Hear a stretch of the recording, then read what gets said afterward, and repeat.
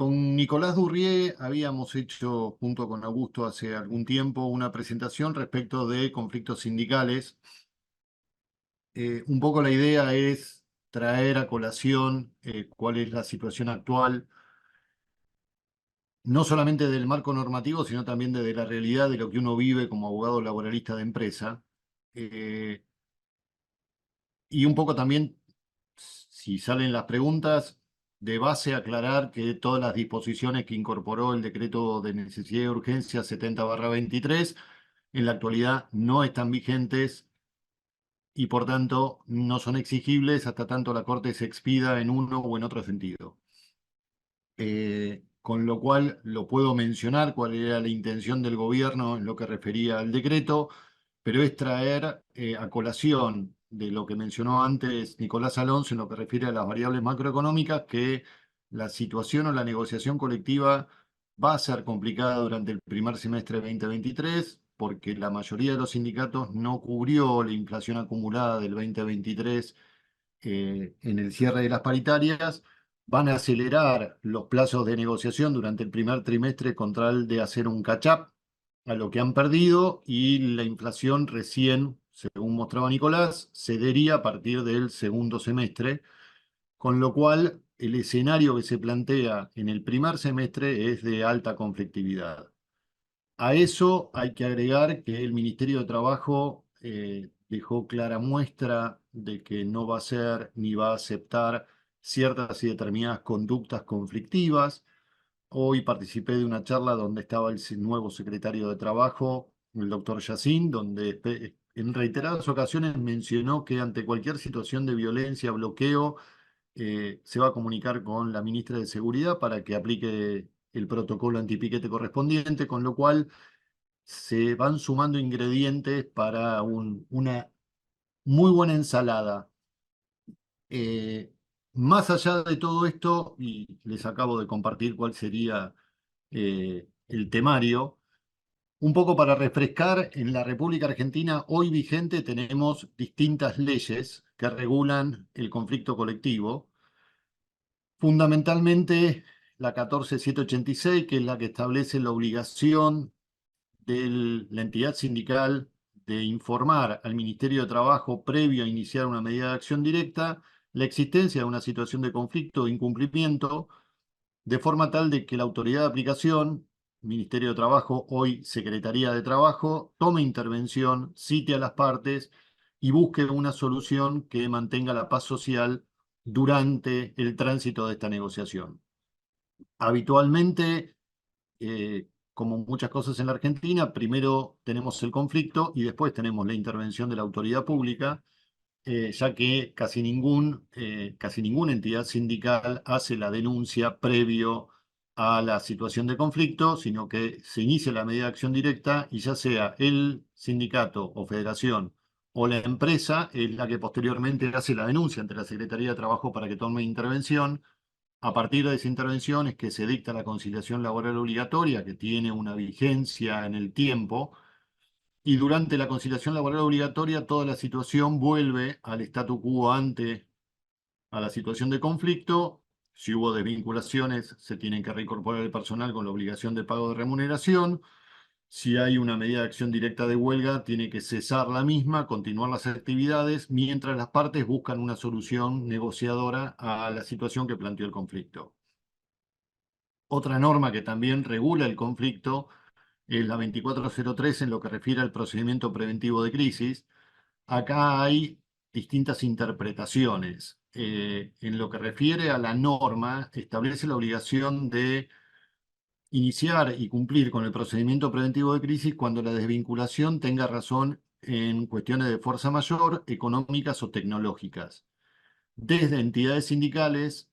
hoy solicitan a la Secretaría de Trabajo que ordene el cumplimiento del procedimiento preventivo de crisis, aun cuando no haya invocación de ninguna de estas razones, fuerza mayor, económica o tecnológicas, en tanto y en cuanto se afecten los niveles de empleo. ¿A qué me refiero con esto? Es muy habitual como abogado de empresa que cuando un cliente toma la decisión de cerrar el establecimiento y pagar el 100% de las indemnizaciones, no se está invocando una razón de fuerza mayor económica o tecnológica, se va a abonar el 100% de las indemnizaciones, o sea, no hay una invocación de crisis, sino la decisión de los accionistas de cesar en la operación económica que tiene su establecimiento. Y en el racional original que tenía la 24013 no habría necesidad de cumplir con el trámite del procedimiento preventivo de crisis, fundamentalmente porque parte de la documentación que hay que presentar en este procedimiento son los últimos 3 balances consolidados de la compañía, que si no dan pérdida, automáticamente al sindicato le dan un argumento para sostener en la negociación o en el debate que se ocasiona que no hay motivos que justifiquen la decisión de la compañía. De alguna manera buscan incidir en la voluntad del accionista en lo que refiere a cualquier acción que pudiera llegar a afectar los niveles de empleo. La otra norma, que esto es más específico, es la 25.877, que reglamenta la huelga en los servicios esenciales. La ley contiene una descripción de cuáles son considerados servicios esenciales y la posibilidad de que se conforme una comisión tripartita conformada por entidades empresariales, Ministerio de Trabajo y entidades sindicales a los fines de incorporar o determinar otras actividades que pudieran llegar a afectar la salud pública, la educación o bienes esenciales de cualquier ciudadano. Hago la aclaración que este Consejo Especial para incorporar nuevas actividades nunca fue citado y nunca en una medida de acción directa se pudo llegar a constituir o a obtener una declaración por parte de la autoridad administrativa que la actividad afectada por cualquier tipo de acción de parte de entidad sindical ocasionaba un perjuicio o debía ser considerada como esencial. Acá hago un paréntesis, el decreto 70/23 incorporaba una nueva definición de actividades esenciales y aclaraba que cualquier medida de acción directa no podía afectar más del 25% de actividades esenciales y agregaba una nueva categoría que era servicios imprescindibles, donde también incorporaba un detalle de cuáles serían esas actividades, y en ese sentido de actividades imprescindibles consideraba que debía existir un 50% de afectación en caso de huelga. Reitero, esta disposición del decreto 70 no se encuentra vigente en virtud de la sentencia de la Cámara Nacional de Apelaciones del Trabajo que declaró la inconstitucionalidad. Desde el punto de vista normativo, la entidad que tiene legitimidad para declarar una medida de acción directa es aquella que tiene la personería gremial otorgada por parte del Ministerio de Trabajo,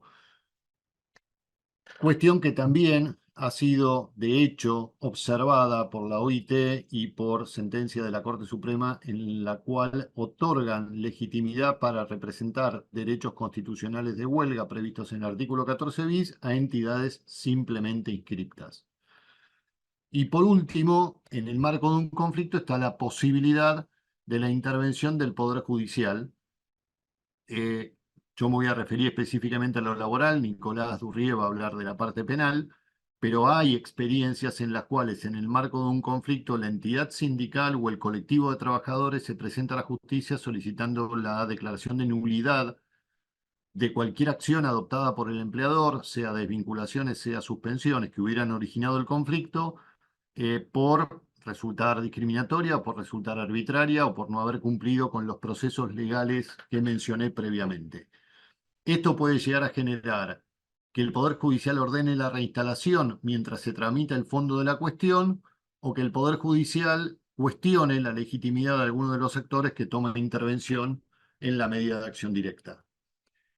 Acá un simple punteo de lo que acabo de mencionar en lo que refiere al decreto 70 para que lo tengamos en la cabeza.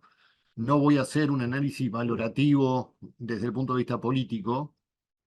pero el decreto modificaba la 25877, en donde hablaba de una nueva categoría, en donde hablaba a la convocatoria para una comisión especial para determinar nuevas actividades. Eso en lo que refería a la huelga de servicios esenciales o de importancia trascendental, que era la nueva categoría.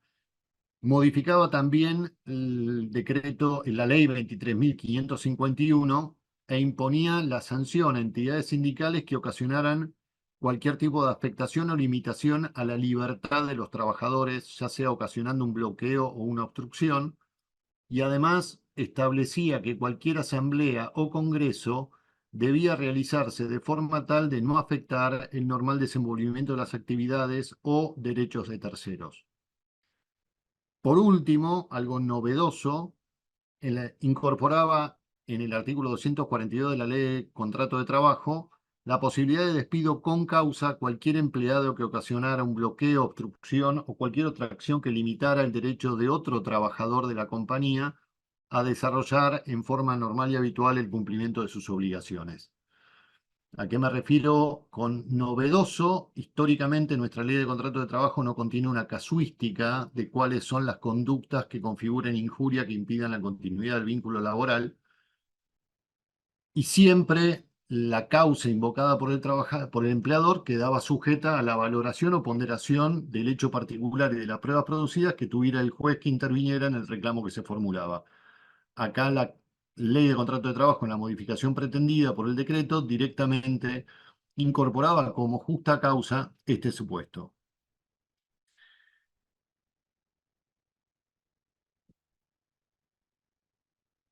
Perdón. Respecto de lo que mencionaba anteriormente, todo tiene un respaldo legal. No es mi intención llenar de jurisprudencia, porque como ustedes saben, la dinámica jurisprudencial puede estar variable como un péndulo de un lado para el otro. Es difícil obtener el medio. Pero en lo que refería a quién tiene legitimidad para iniciar un conflicto, la Corte Suprema mencionó que las entidades sindicales con personería gremial o con simple inscripción, en caso de no existir una entidad sindical con personería, son autorizadas y legitimadas para representar los intereses colectivos. Por otra parte, en la Ley 24013 o Ley Nacional de Empleo se establece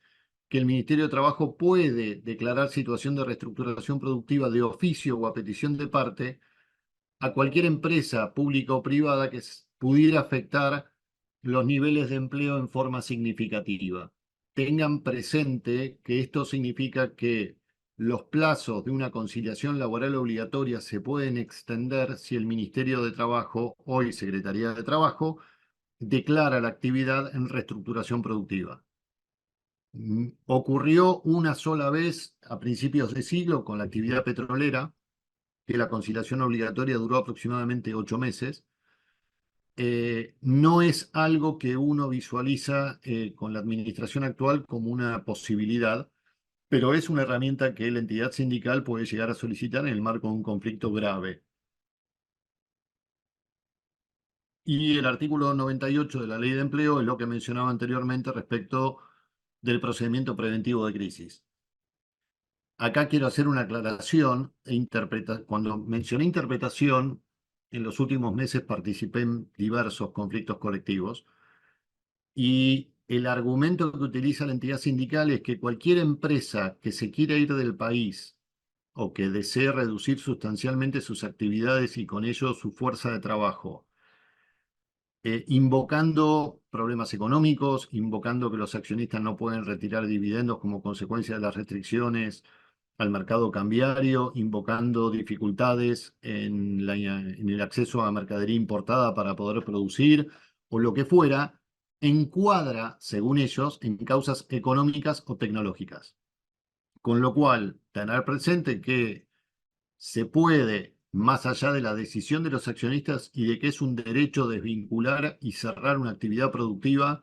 sin necesidad, porque no hay estabilidad absoluta, sin necesidad de ningún procedimiento, la entidad sindical puede ampararse en lo dispuesto en la Ley 24013 para exigir el cumplimiento del procedimiento preventivo y de alguna manera extender la agonía, para ponerlo en palabras crudas. Como mencionaba, más allá del marco legal, eh, y como todo criterio dual, los abogados hemos tenido que leer a Kelsen y hemos tenido que leer la crítica de la razón práctica y la crítica de la razón pura de Kant. Siempre hay dos monedas o dos caras en la moneda, y como había mencionado, más allá de lo que menciona la norma, Habitualmente primero tomamos conocimiento del conflicto y después iniciamos tratativas o gestiones en el Ministerio de Trabajo con la intervención y declaración de una conciliación laboral obligatoria que de alguna manera apacigua el conflicto. En lo personal, veo de ambas partes, tanto de las empresas como de las entidades sindicales, cierta y determinada falta de experiencia en el manejo del conflicto. Entonces, se toman decisiones de ambas partes apresuradas o no va a pasar nada porque tengo buena relación con la comisión interna o porque ya lo saben, y se invita a los abogados tarde. Cuando el incendio está extendido es más difícil apagarlo porque ha transcurrido cierto y determinado tiempo que genera profundización en diferencias, y lo que hace falta hoy es buscar un diálogo constructivo, aún en situaciones de conflicto que busquen solucionar el tema que se nos plantea y que, reitero, durante el primer semestre va a estar en la boca de todos, porque no es un gobierno o la administración del Poder Ejecutivo no es peronista, como mencionó Nicolás al principio, porque las entidades sindicales están enojadas por la falta de convocatoria al diálogo y por ciertas y determinadas actitudes que se han o conductas que han ocurrido en el último tiempo que también generan una situación de necesidad de cualquiera de nosotros. En ese marco, la necesidad del trabajador de cubrir con sus ingresos necesidades básicas ante una inflación que en los últimos 6 meses fue increciendo y que esperemos que baje, más un desfasaje en la paritaria, más una situación económica de las empresas que tampoco permite seguir la inflación, reitero, hace una ensalada con diversos ingredientes que son difíciles de mezclar. En la actualidad, y esto desde hace años, tenemos multiplicidad de factores y actores que intervienen en un conflicto. Habitualmente, cuando uno empezó, allá lejos ese tiempo, las carabelas recién habían salido del Río de la Plata, eh, el conflicto era lineal. De un lado había la representación sindical, que estaba una o dos personas en la mesa chica, cinco en la mesa grande del Ministerio de Trabajo, y la discusión, uno sabía cuál era el objetivo, cuál era el rumbo, y no había terceros que intervenían. Hoy, desde el punto de vista sindical, armar una mesa chica hay veces que es muy complicado, y hay veces que en el Ministerio de Trabajo hay 25 o 30 personas representando a la entidad sindical o a la empresa, y otras 5 o 6 personas que van en representación de la empresa sin que exista una unicidad en el mensaje, en la comunicación o en el objetivo que se busca. A esto hay que agregar que depende de la empresa, depende de los integrantes de comisión interna o depende del sindicato, participan ciertas y determinadas organizaciones que de alguna manera buscan un objetivo diferente del que pueden llegar a estar hablando la empresa y el sindicato. A modo de ejemplo, hay organizaciones que, dependiendo de la empresa, buscan que se disponga la expropiación del predio donde esté la compañía y la constitución de una cooperativa que continúe con las actividades. Eso genera mayor dificultad en el diálogo y en la negociación. Otro aspecto a considerar es la falta de claridad en el proceso y tiempos de resolución. Como les mencioné previamente, no hay obligación de cumplir legal el procedimiento preventivo de crisis, pero el sindicato se puede poner del otro lado en solicitar a la Secretaría de Trabajo que efectivamente se cumpla por encuadrarse en alguno de los supuestos que está previsto en la norma y extender de esa manera la permanencia de la vigencia de las relaciones laborales, la obligación de pago de las remuneraciones, y genera toda una complicación en cómo solucionar cuando esto se puede extender demasiado tiempo. A eso también me refiero con la falta de eficiencia en los procesos administrativos legales. La solución económica es lo que habitualmente ocurre, donde uno termina negociando con la entidad sindical de le corresponde 100, bueno, busquemos un plus adicional para reconocer a los trabajadores de forma tal de cesar o de llevar adelante la medida que se esté buscando. Y no necesariamente tiene que ser el cierre, puede ser una reestructuración masiva, puede ser la decisión de desvincular a un delegado de comisión interna por ciertas y determinadas conductas contrarias a las obligaciones que impone la normativa. Acá también el desafío, y según lo que veo de los participantes, hay abogados y hay personas de empresa, es comenzar a pensar fuera de la caja con otras soluciones, y después lo voy a ver en en el último slide. En lo que refiere a no necesariamente todo es plata y se puede llegar a buscar ciertas y determinadas acciones como la recalificación de los trabajadores, la búsqueda de reinserción de trabajadores dependiendo de la zona geográfica en otras empresas o en empresas vinculadas o en empresas que continúen total o parcialmente con las actividades que el cliente realizaba. Hay muchas ocasiones en las cuales una empresa que produce en verdad decide por cambiar la matriz de negocio a nivel mundial, cesa la producción en la Argentina, pero deja un distribuidor. Perfectamente se puede tratar de buscar una solución, no para el 100% de la nómina, pero sí para algunas personas, de intentar reubicar al empleado que va a quedar afectado por la medida en este nuevo distribuidor que va a continuar con el negocio.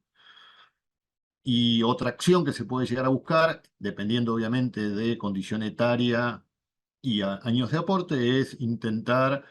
colaborar o gestionar subsidios, el beneficio jubilatorio a ciertos y determinados empleados que cumplan con los requisitos. Un tema nuevo, y que lo voy a tratar al final, es el impacto social de acciones de ESG y normas de aplicación corporativa. No sé si conocen la terminología, pero ESG es Environmental Social Governance o gobernanza social y ambiental. Existe en Europa, y lo vamos a ver en el próximo slide, ciertas y determinadas normas que imponen obligaciones a las compañías en lo que refiere a ESG, que uno puede venir y decir, ok, es la huella verde, reducir el impacto de la huella de carbono, crear un ambiente sustentable, pero que tiene un cariz de la sustentabilidad social, que es el impacto que tiene una empresa en un cierto y determinado sector poblacional o geográfico. Y también esta directiva de la Unión Europea impone la obligación de evaluar cuál es el impacto de sustentabilidad social que tiene cualquier acción que pudiera llegar a tomar la compañía. A esto me refiero con el aspecto global del conflicto, que es algo nuevo que está ocurriendo. En lo personal, es algo que yo discuto cuando tengo la oportunidad de participar en congresos afuera. Eh, No le voy a mencionar, desde ya quedo a disposición, pero hay una directiva de la Unión Europea vigente desde enero de este año para empresas de más de 400 empleados y con cierto y determinado nivel de facturación. En el 2025 va a ser con menos empleados y otro nivel de facturación. 2026 sigue reduciéndose la cantidad de empleados y el nivel de facturación. Y en el 2030 sería para toda empresa. Tuve la experiencia en el mes de noviembre de una empresa metalúrgica que dispuso el cese de sus actividades en un pueblo en la provincia de Santa Fe, con un alto impacto dentro de la localidad. No era en la ciudad de Santa Fe, era a unos 200 kilómetros de la ciudad de Santa Fe, pero con un alto impacto en la localidad donde se encontraba por la afectación de niveles de empleo, ya que la capacidad de reinserción era baja. Y la Unión Obrera Metalúrgica mencionó que iban a hacer una presentación ante la OIT y ante los organismos internacionales por incumplimiento de las disposiciones en materia de sustentabilidad y del debido análisis de impacto social que tenía esta clase de medidas. Obviamente en Argentina uno puede decir, eso pasa en Europa. En Estados Unidos no hay todavía un desarrollo respecto de este punto de ESG y la sustentabilidad social, pero en Europa al 2030 las obligaciones de sustentabilidad social van a aplicar no solamente a las empresas de capitales europeos, sino a aquellas empresas que también actúen en Europa. Y el incumplimiento de estas disposiciones de ESG implica la posibilidad de multas a la empresa que esté actuando en Europa o a la casa matriz en caso de que sea radicada en cualquier país de Europa. Recuerden acá que Unión Europea son ciertos y determinados países, espacio Schengen son otros países y Reino Unido es como Suiza,